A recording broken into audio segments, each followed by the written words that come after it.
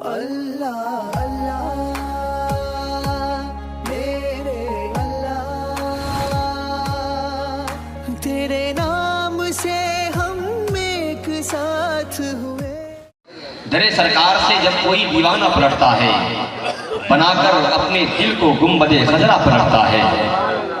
آپ سبحان اللہ اس حوصلے اور جذبے کے ساتھ کہیں کہ مل گئی سب کو خدائی یا نبی کہنے کے بعد، دونوں ہاتھوں کو لہرائے اور کہتے یا رسول اللہ۔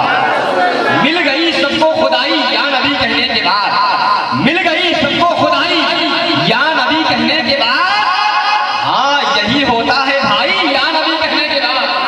مل گئی سب کو خدائی یا نبی کہنے کے بعد، ہاں یہی ہوتا ہے بھائی یا نبی کہنے کے بعد۔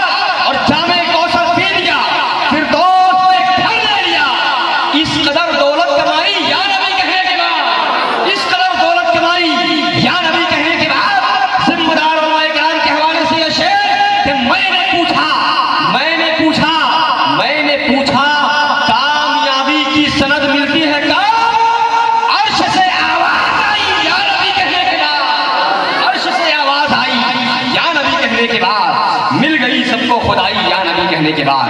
آئیے حضرات، خوبصورت خطاب نایاب کے لیے میں اپنی جماعت کے باصلاحیت باکردار عالم دین حضرت علامہ مولانا انتخاب رضا مصباحی صاحب قبلہ کو آپ کے حوالے کرنے جا رہا ہوں۔ ان کا استقبال محبتوں کی روشنی میں کر لیں۔ نعرہ تکبیر اور محبتوں کے ساتھ نعرہ تکبیر، نعرہ رسالت، فروغ قرآن کانفرنس، جشن دستار حفظ القرآن۔ علماء کرام، حفاظ کرام اور خصوصاً میرے استاذ مکرم حضرت علامہ قاری منظور صاحب اطال اللہ عمرہ علینا اور جملہ سامعین حضرات، السلام علیکم ورحمۃ اللہ وبرکاتہ۔ نحمدہ ونصلی علی رسولہ الکریم وعلی آلہ وصحبہ اجمعین، اما بعد فاعوذ باللہ من الشیطان الرجیم، بسم اللہ الرحمن الرحیم۔ ذالک الکتاب سرورا شاہ کریمہ دستگیرہ اشرفا، حرمت روح پیمبر یک نظر کن سوئے ماں۔ عزیزان ملت اسلامیہ، میں نے قرآن مجید کی آیت کریمہ کا ایک حصہ کی تلاوت کرنے کا شرف حاصل کیا ہے۔ انشاءاللہ عز و جل اسی کے تناظر میں قرآن کریم اور علم دین کے حوالے سے گفتگو کرنے کی کوشش کروں گا۔ آپ لوگوں سے گزارش ہے کہ تھوڑی توجہ کے ساتھ سماعت فرمائیں، اور ہم اپنے معززین علماء کرام سے بھی گزارش کرتے ہیں کہ تھوڑی دیر آپ ہمارا ساتھ دیں تاکہ آپ کے ذریعے ہم اپنی باتیں قوم تک اچھی طرح سے پہنچا سکیں۔ میں اپنی گفتگو کو آگے بڑھاؤں، دل کی گہرائیوں سے آئیں شفیع المذنبین رحمت للعالمین صاحب لولاک جناب احمد مجتبیٰ محمد مصطفیٰ علیہ تحیت و ثنا کی بارگاہ میں عقیدت کا خراج پیش کریں۔ پڑھیں بآواز بلند درود پاک، اللہم صلی علی سیدنا مولانا محمد معدن الجود والکرم وآلہ الکرام وابنہ الکریم وبارک وسلم، صلاۃ و سلام علیکہ یا رسول اللہ صلی اللہ تعالی علیہ وسلم۔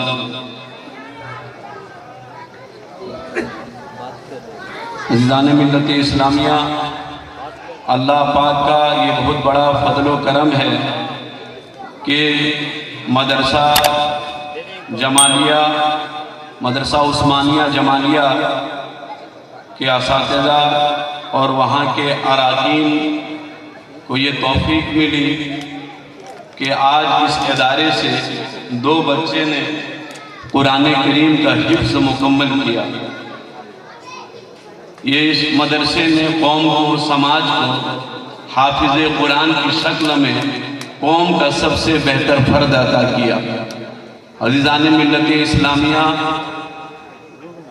بندے کا قرآن کریم کا حافظ ہو جانا قرآن کریم کا عالم بن جانا یہ بڑی عظمت والی بات ہے، بڑی رفت والی بات ہے کہ کوئی اپنے سینے کو کلمات الہیہ سے محفوظ کر لے۔ اللہ تبارک و تعالیٰ کے کلام سے اپنے آپ کو آراستہ کر لے، یہ بڑی عظمت اور بڑی سعادت کی بات ہے۔ اتنا یہ مبارک عمل ہے کہ آپ اندازہ لگائیں کہ ابھی ایک بھی حافظ قرآن دنیا میں پیدا نہیں ہوا ہے، ابھی ایک بھی عالم قرآن دنیا میں نہیں آیا ہے، ابھی کوئی قرآن پڑھنے والا پیدا نہیں ہوا ہے، ابھی ایک بھی حامل قرآن دنیا میں نہیں آیا ہے۔ ارے انسان کی تو پیدائش ہی نہیں ہوئی ہے تو کہاں سے کوئی حافظ قرآن بنے، عالم قرآن بنے؟ انسان تو چھوڑے، ابھی زمین کی بھی تخلیق نہیں ہوئی، ابھی آسمان بھی نہیں بنایا گیا ہے۔ زمین کی تخلیق اور آسمان بنانے سے 1000 سال پہلے وہ بندے جو قرآن یاد کرنے والے ہیں، وہ بندے جو قرآن پاک کو اپنے سینے میں محفوظ کرنے والے ہیں، وہ زبانیں جن زبانوں سے اس نغمہ لاہوتی کا جاری ہونا ہے، اللہ اکبر، انہیں مبارکبادیاں پیش کی جا رہی ہے، ان کی عظمتوں کے چرچے ہو رہے ہیں، فضیلتوں کی گیت گائی جا رہی ہے۔ اندازہ لگائیں، ابھی زمین نہیں بنی، آسمان کا بھی وجود نہیں ہوا، لیکن قرآن سینے میں جو محفوظ کریں گے ان کی عظمت کے خطبے پڑھے جا رہے ہیں، ان کی عظمت کے چرچے ہو رہے ہیں۔ یہ کتنی عظیم بات ہے، ذرا دیکھیں نبی کریم صلی اللہ علیہ وسلم ارشاد فرماتے ہیں، ان اللہ قرأ طٰہٰ و یاسین قبل ان یخلق السماوات والارض بألف عام، کہ اللہ پاک نے سورہ یاسین اور سورہ طٰہٰ کی فضیلتوں کو زمین و آسمان کی تخلیق سے 1000 سال پہلے ظاہر فرمایا۔ سورہ طٰہٰ اور سورہ یاسین کی فضیلت کو زمین و آسمان کی تخلیق سے 1000 سال پہلے ظاہر فرمایا۔ جب سورہ طٰہٰ اور سورہ یاسین کی فضیلت کو اللہ پاک نے ظاہر کیا اور اللہ کے معصوم بندے فرشتوں نے جب سورہ طٰہٰ اور سورہ یاسین کی فضیلتوں کا ملاحظہ کیا تو فرشتے پکار اٹھے، طوبیٰ لألسنۃ تتکلم بہذا وطوبیٰ لأجواف تحمل بہذا وطوبیٰ لأمۃ ینزل علیہا ھذا، او کما قال صلی اللہ علیہ وسلم۔ مبارک ہو ان سینوں کے لیے جن سینوں میں یہ قرآن پاک محفوظ ہوگا، مبارک ہو ان زبانوں کے لیے جن زبانوں سے یہ نغمہ لاہوتی جاری ہوگا، اور مبارک ہو اس امت کے لیے جس امت کی ہدایت کے لیے یہ قرآن نازل ہوگا۔ تو کتنی عظمت کی بات ہے، کتنی رفت کی بات ہے کہ ابھی ہم پیدا بھی نہیں ہوئے، حامل قرآن، عالم قرآن، قرآن پڑھنے والے، قرآن پڑھانے والے، قرآن کے معنی پر غور و فکر کرنے والے، قرآن پر تدبر و تفکر کرنے والے، ان کی عظمتوں کے چرچے ہو رہے ہیں، ان کی عظمتوں کی گیت گائی جا رہی ہے۔ عزیزان ملت اسلامیہ، یہیں تک نہیں، قرآن کریم اللہ کریم کی طرف سے امت مسلمہ کو عطا کردہ وہ دولت ہے، وہ خزانہ ہے کہ قرآن پڑھنے والا فرش زمین پر قرآن پڑھتا ہے، لیکن قرآن کریم اسے زمین کی پستی سے اٹھاتا ہے اور آسمان بری پر بٹھا دیتا ہے۔ زمین کی پستی سے اٹھاتا ہے اور اسے آسمان بری پر بٹھا دیتا ہے۔ یہ وہ مقدس کتاب ہے کہ پڑھنے والا اگرچہ زمین پہ پڑھ رہا ہو، ایک چھوٹے کمرے میں قرآن کریم پڑھ رہا ہو، دینی علم حاصل کر رہا ہو، وہ سیدھا عمارت میں پڑھ رہا ہو، لیکن اے مسلمانوں، یہ ایسی برکت والی کتاب ہے کہ پڑھنے والا دنیا کے جس حصے میں پڑھ رہا ہو، جس گوشے میں پڑھ رہا ہو، وہ جہاں کہیں پڑھ رہا ہو، اللہ کے فرشتے وہاں اتر آتے ہیں، ان کی حفاظت کے لیے اتر آتے ہیں، رحمت الہی کا نزول ہوتا ہے اور رحمت الہی انہیں اپنے آغوش میں لے لیتی ہے، رحمت الہی انہیں اپنے آغوش میں لے لیتی ہے, دنیا دیکھتی ہے وہ چھوٹے کمرے میں پڑھ رہا, چٹائی میں پڑھ رہا, لیکن جانتے ہو وہ چٹائی میں پڑھ رہا ہے. دنیا میں چاہے جس حد سے اس کا تذکرہ ہو, لیکن دنیا بنانے والا رب کریم فرشتوں کے درمیان ملائے اعلیٰ میں اس کا تذکرہ فرماتا ہے, ملائے اعلیٰ میں تذکرہ فرماتا ہے. حدیث پاک میں آیا مجتمع قوم فی بیت من بیوت اللہ یتلون کتاب اللہ ویتدارسونہ بینہم الا نزلت علیہم السکینہ وغشیتہم الرحمہ وحفتہم الملائکہ وذکرہم اللہ فی من عنده. جب کوئی قوم یکجا ہو کر, اکٹھی ہو کر, جمع ہو کر قرآن کریم پڑھا کرتی ہے یا دینی علوم سکھا کرتی ہے, اللہ اکبر, تو جب قوم یکجا ہو کر قرآن پڑھتی ہے, وہ تلاوت قرآن کرتی ہے, ان کی حفاظت کے لیے آسمان سے فرشتے اتر آتے ہیں, رحمت الہی انہیں ڈھانپ لیتی ہے, اللہ کی رحمتیں انہیں اپنے آغوش میں دیتی ہیں. انہی فضیلتوں کو دیکھنے کے بعد یہ قادری برکاتی ببانگے دوحل کہتا ہے, ارے زمانے کا کوئی پڑھانے والا اور زمانے کا کوئی پڑھنے والا قرآن پڑھنے والے اور قرآن پڑھانے والے سے بہتر نہیں ہوئی, کوئی ان سے بہتر نہیں ہو سکتا. اور میں نہیں, یہ میرے سرکار کا فرمان بولتا ہے. مصطفیٰ کریم نے فرما دیا خیرکم من تعلم القرآن وعلمہ, تم میں سب سے بہتر وہ ہے جس نے قرآن پڑھا اور دوسروں کو پڑھایا, جس نے قرآن سکھا اور دوسروں کو سکھایا, اور جسے مصطفیٰ جان رحمت نے بہتر کہہ دیا وہ بہتر ہے. نبی کریم نے جسے افضل قرار دیا وہ افضل ہے. نبی کریم کی سند کے بعد ہمیں کسی کی سند کی ضرورت ہے. نبی کی عطا کردہ سرٹیفکیٹ کے بعد ہمیں کسی کی سند اور سرٹیفکیٹ کی حاجت نہیں, کیونکہ اس دہن مبارک سے یہ جملہ نکلا ہے جس دہن مبارک کے بارے میں زبان قدرت نے فرمایا وَمَا يَنْتِقُ عَنِ الْهَوَىٰ إِنْ هُوَ إِلَّا وَحْيٌ يُوحَىٰ, کہ مصطفیٰ کریم نعرہ تکبیر, نعرہ رسالت, رسول اللہ, علماء اہل سنت, شورائے اہل سنت, حضرت نسیم سر گیاوی صاحب قبلہ, حضرت مشتاق فیضی صاحب قبلہ. درود پاک پیش کریں. اللہم صلی علی سیدنا مولانا محمد معدن الجود والکرم وآلہ الکرام وابنہ الکریم وبارک وسلم صلاۃ و سلام علیکہ یا رسول اللہ. تو نبی پاک صلی اللہ علیہ وسلم کی زبان مبارک کے حوالے سے اللہ پاک نے فرمایا وما ينطق عن الهوى ان هو الا وحی یوحیٰ, میرے محبوب اپنی طرف سے کچھ بھی نہیں بولتے, وہی بولتے ہیں جو میں بولتا. تو جب نبی کریم نے فرما دیا کہ قرآن پڑھنے والا سب سے اچھا ہے, قرآن پڑھانے والا سب سے اچھا ہے, تو قرآن پڑھنے والے اور قرآن پڑھانے والے وہی سب سے بہتر ہیں, وہی سب سے افضل ہیں. اور کیوں نہ ہو مسلمانوں, دیکھیں کیوں نہ ہو قرآن پڑھنے والا اور پڑھانے والا سب سے بہتر. ذرا غور کریں, ارے کس دولت کو اس نے سینے میں بسایا, کس خزانے کو اس نے سینے میں بسایا ہے. ارے کلمات الہیہ کو انہوں نے اپنے سینے میں محفوظ کیا ہے. وہ ہدایت اور ایمان کے چراغ کو اپنے ہاتھوں میں لیے بیٹھے ہیں. واللہ العظیم, یہ علم دین ہی وہ دولت ہے, علم دین ہی وہ خزانہ ہے جو انسان کو عزت دلاتا ہے, جو انسان کو بلندی دلاتا ہے, جو انسان کو سرخروی دلاتا ہے. یہ علم دین ہی اصل میں سرداری دلاتا ہے, یہ علم دین ہی اصل میں بادشاہت دلاتا ہے, یہ علم دین ہی بادشاہت دلاتا ہے. علم دین ہی کی وجہ سے سرداری ملتی ہے, بادشاہت ملتی ہے. ذرا دیکھیں حضرت عمر فاروق رضی اللہ تعالیٰ عنہ کا دور مسعود ہے. امیر المومنین حضرت عمر فاروق رضی اللہ تعالیٰ عنہ نے مدینہ منورہ کا حاکم نافع بن حارث کو بنایا.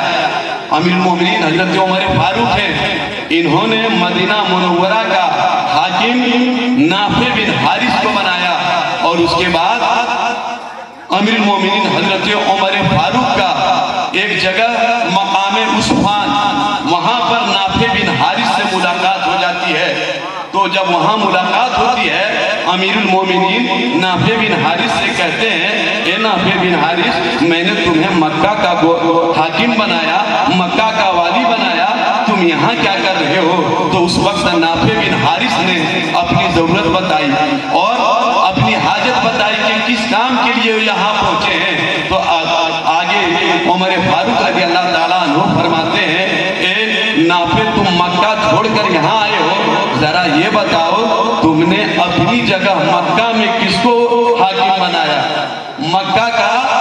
والی تم نے کس کو بنایا ہے؟ اپنا نائب تم نے کس کو مکہ میں چھوڑ کر آیا ہے؟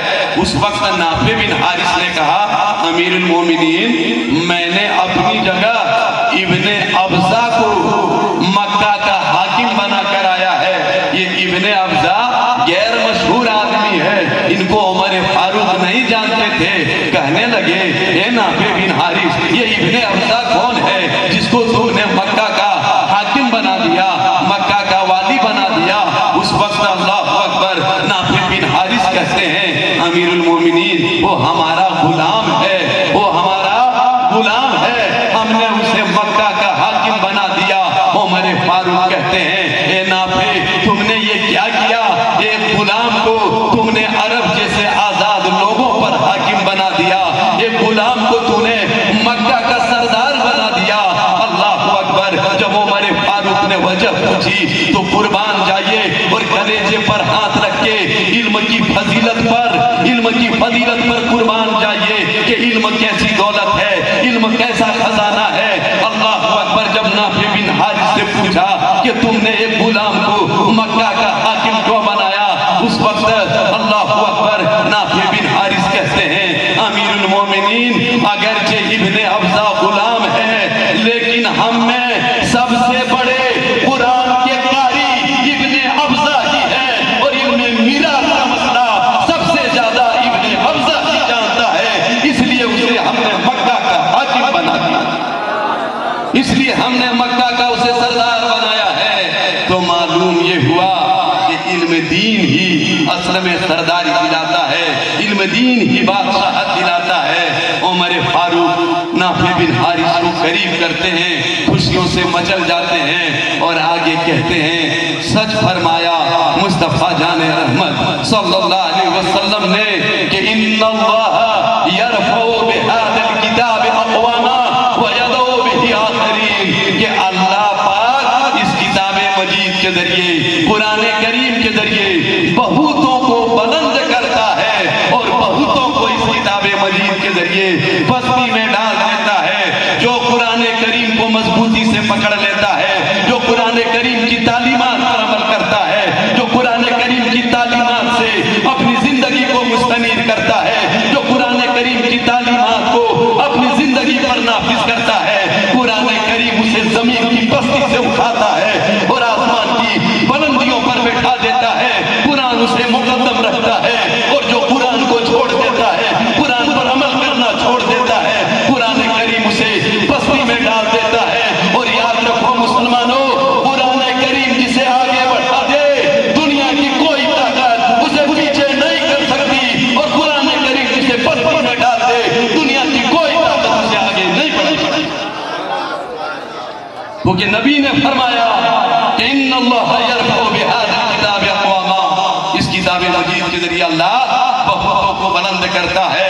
واللہ العظیم جس نے اس کتاب مجید کو مضبوطی سے تھام لیا ہے, اس کتاب مجید نے اسے بلند کیا ہے, خوب بلند کیا ہے.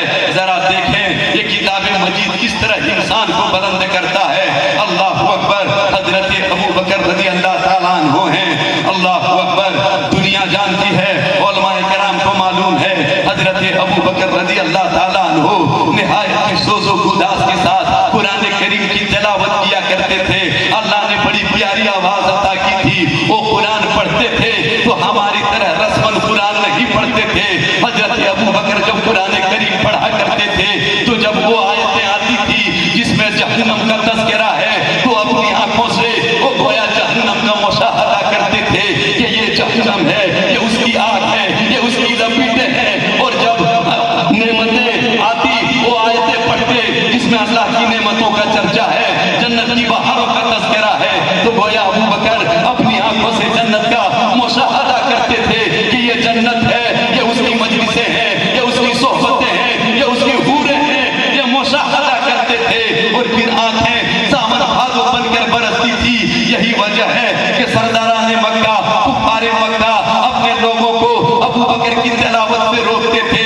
لیکن تاریخ بتاتی ہے اللہ اکبر سرداران مکہ کی عورتیں, ان کے بچے حضرت ابو بکر رضی اللہ تعالیٰ عنہ کی تلاوت قرآن سننے کے لیے بھیڑ لگا دیتے تھے. ابو بکر رضی اللہ تعالیٰ عنہ اپنے صحن میں اپنے آنگن میں اللہ کا کلام پڑھتے تھے، قرآن پڑھتے تھے، اور ان کی تلاوت قرآن سننے کے لیے مکہ کے سردار کی عورتیں اور ان کے بچے بھیڑ لگا دیتے تھے۔ جب بارہا ایسا مشاہدہ کیا سرداران مکہ نے تو سرداران مکہ کہنے لگے کہیں ایسا نہ ہو کہ ابو بکر کی تلاوت قرآن سننے کی وجہ سے ہمارے بچے ہماری عورتیں اپنے باپ دادا کے دین کو چھوڑ دیں اور دین محمدی کو قبول کر لیں۔ اب سرداران مکہ مشورہ کر کے میٹنگ کر کے حضرت ابو بکر کے پاس آتے ہیں۔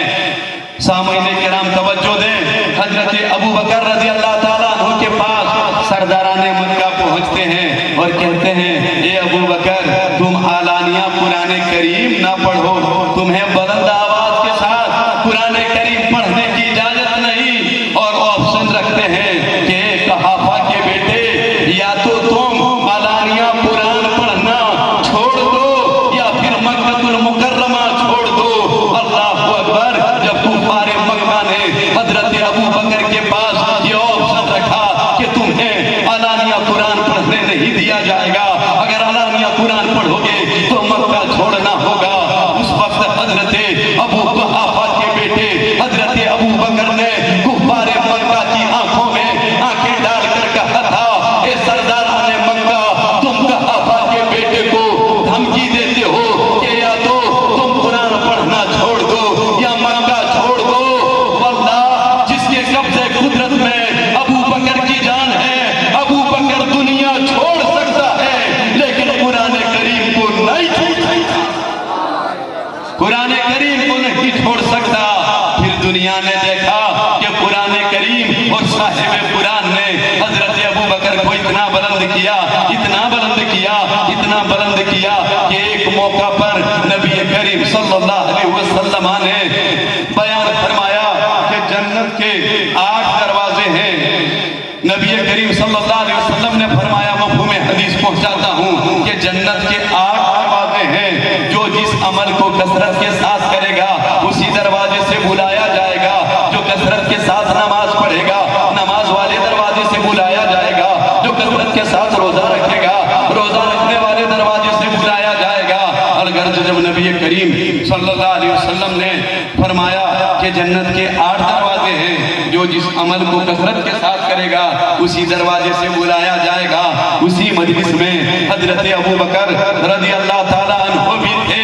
جب انہوں نے سنا تو فرمایا حل یودا احدم من تلک الابواب کلہا، اے اللہ کے رسول کیا کوئی ایسا بھی خوش نصیب بندہ ہے جو جنت کے ہر دروازے سے بلایا جائے، جو جنت کے ہر دروازے سے پکارا جائے؟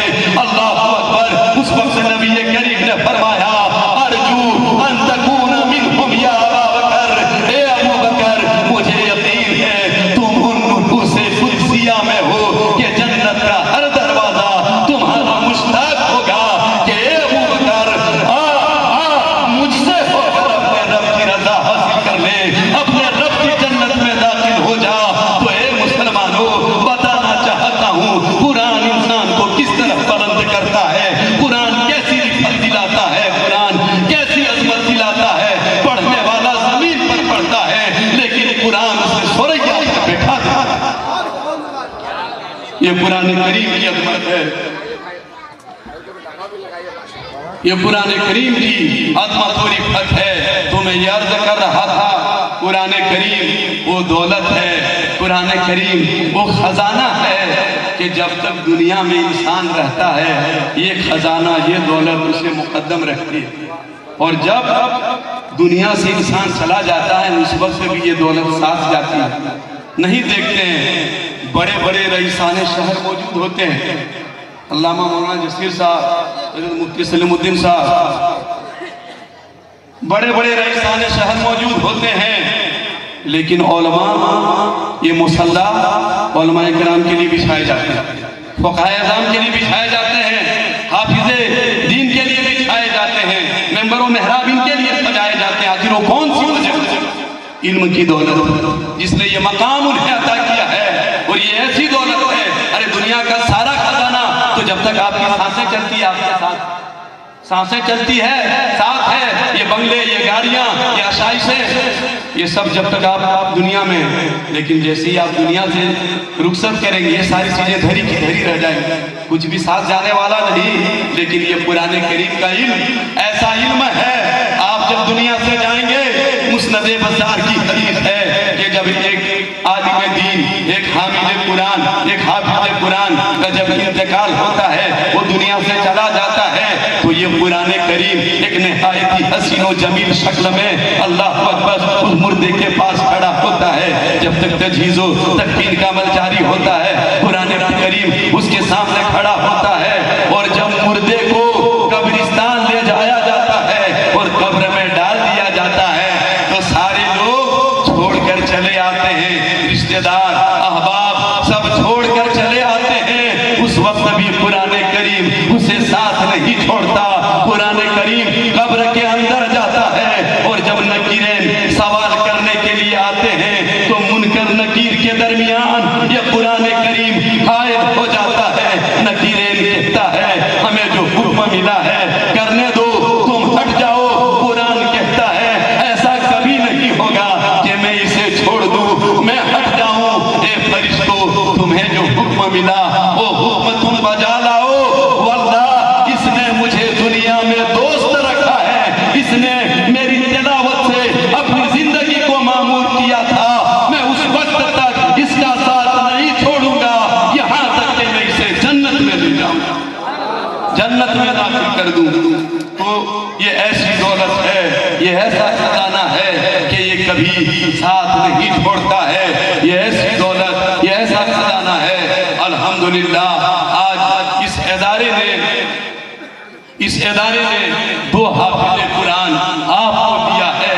यही अज़मत वाला, यही रिफ़त वाला इल्म यहाँ पढ़ा जा रहा है, पढ़ाया जा रहा है। तो अज़ीज़ान मिल्लत इस्लामिया, आपका मिल्ली फरीज़ा है, आपका दीनी फरीज़ा है, आपका अखलाकी फरीज़ा है कि आप इस मदरसे का ख्याल रखें, इस मदरसे और तमाम मदारिस दीनिया का ख्याल रखें, उसे मजबूत करें, उसे मुस्तहकम करें। उलमाए किराम मौजूद हैं, मैं जिम्मेदारी के साथ कहता हूँ, मदारिस में जो आप खर्च करेंगे उसका जो अज्र मिलेगा दुनिया और आखिरत में, वो एक अलग बात है। लेकिन ये मदारिस में ताउन करना, इमारत बनवाना, या आप दीनी दरसगाहों का किसी भी एतबार से मदद करें, तो सिर्फ इमारत बनाना ही नहीं, गौर करेंगे तो ये मुसलमानों, ये आप खुद अपने मुस्तकबिल की तामीर कर रहे हैं, अपने मुस्तकबिल की तामीर कर रहे हैं। आपका मुस्तकबिल इन्हीं मदारिस दीनिया से जुड़ा हुआ है, आपका रोशन मुस्तकबिल इन्हीं मदारिस दीनिया से वाबस्ता है। ये मदारिस दीनिया जब कमजोर हो जाएंगे तो हमारा ईमान, हमारे अकायद, ये सब खतरे में पड़ जाएंगे। मदारिस दीनिया ही की गोद में परवान चढ़ने वाले आलिम दीन और तालिबान उलूम नबूविया यही जाकर घर घर पहुंचकर, महल्ला महल्ला पहुंचकर आपको नमाज के मसाइल सिखाते हैं, रोजे के मसाइल सिखाते हैं, हज के मसाइल सिखाते हैं, अज़मत रसूल का चराग आपके दिलों में ये डालते हैं, मोहब्बत इलाही का दर्स देते हैं। तो ये मदारिस दीनिया ये हमारे ईमान और हमारे अकायद की बका का ज़ामिन है। ये खतरे में पड़ जाएंगे तो अल्लाह हमारे ईमान, हमारे अकायद ये सब खतरे में बढ़ते चले जाएंगे। मैं तो कहता हूँ, अरे जिस तरह जिस्म को खुराक की जरूरत है, उससे ज्यादा मदारिस दीनिया की जरूरत है। खुराक से जिस्म संवरता है, मदारिस दीनिया से रूह संवरती है, मदारिस दीनिया से रूह संवरती है। और ये सब मेरी रंगे खिताबत का हिस्सा नहीं, आप तारीख़ आलम का मुताला करें। आपने एक नाम सुना होगा, अंदलुस, शायद नहीं जानते होंगे अंदलुस को, लेकिन स्पेन बोलूंगा तो आप समझ जाएंगे, क्योंकि अंदलुस का नक्शा दुनिया के खाके से मिट चुका है, लेकिन स्पेन आज मौजूद है। स्पेन का पुराना नाम अंदलुस था। हमने वहां 800 साल हुकूमत की थी। कितनी हुकूमत की, एक बार हाथ उठा के बोले, 800 साल हमने अंदलुस में हुकूमत की। लेकिन आज चाहे आप स्पेन जाएं, हमारी वहां निशानियां तक मौजूद नहीं है। गर्नाता और कुर्तुबा के खंडरात के अलावा हमें वहां कुछ नजर नहीं आता। आखिर क्या वजह है? सुकूते गर्नाता और सुकूते कुर्तुबा के असबाब क्या है कि जहां हमने 800 साल کی غور کریں گے تو بہت سارے اسباب آپ کو نظر آئیں گے جس کی وجہ سے اندلس اس بین میں بدل گیا، لیکن اس کی بنیادی وجہ یہی ہے کہ ان 800 سالہ حکومت میں مسلمانوں نے مدارس دینیہ کی طرف توجہ نہ دی، مدارس نہ بنائے، دین کے مضبوط اور مستحکم قلعے نہ بنائے۔ اس وجہ سے وہاں مسلمان تو تھے لیکن رسول اللہ کی تہذیب سے دور تھے، اسلامی تہذیب سے دور تھے، اسلامی کلچر سے دور تھے، اسلامی ثقافت سے دور تھے۔ آئین مصطفیٰ، قانون مصطفیٰ کو انہوں نے پس پشت میں ڈالا اور نتیجہ یہ ہوا کہ وہ اندلس جہاں ہم نے 800 سال حکومت کی وہ اس پلین میں بدلتا ہوا۔ تو یہ مدارس دینیہ کی طرف توجہ نہ دینے کی وجہ سے، اور چھوڑیے اندلس، اپنے ملک ہندوستان ہی پر غور کریں، یہاں پر بھی ہم نے 700 سال سے زیادہ حکومت کی، ہماری عظمتوں کی نشانیاں ہیں، لال قلعہ، تاج محل، یہ سب ہیں، میں ان کی اہمیت کا انکار نہیں کرتا، لیکن ان مغل بادشاہوں نے اگر لال قلعہ اور تاج محل کے ساتھ یہ دینی یونیورسٹیاں، مدارس دینیاں بنائے ہوتے تو ہندوستان میں آج مسلمانوں کی جو موجودہ صورتحال ہے یہ صورتحال کبھی یہ صورتحال نہیں ہوتی۔ وجہ یہی ہے کہ ہم نے 700 سالہ میں ہم نے مدارس دینیہ کی طرف توجہ نہیں دی۔ لیکن پھر سوچتا ہوں کہ یہ تو قسمت کی بات ہے، نصیب کی بات ہے، دین کا کام ہر ایک کے حصے میں نہیں۔ ھذا من فضل اللہ یؤتی ہے من یشاء، یہ اللہ کا فضل ہے جسے چاہتا ہے عطا کر دیتا ہے۔ استاد العلماء قاری منظور صاحب ہے، تو بڑے بڑے لوگوں نے جو کام نہیں کیا وہ کام ان مدارس دینیہ کے علماء نے کر کے دکھایا، اور انہی مدارس دینیہ کی گود سے پروان چڑھنے والے جو طلبہ ہوتے ہیں، حافظ کی شکل میں، قاری کی شکل میں، عالم کی شکل میں، یہ آپ کے پاس جاتے ہیں، یہ آپ کو دین کے مسائل سکھاتے ہیں، یہ گود سے لے کر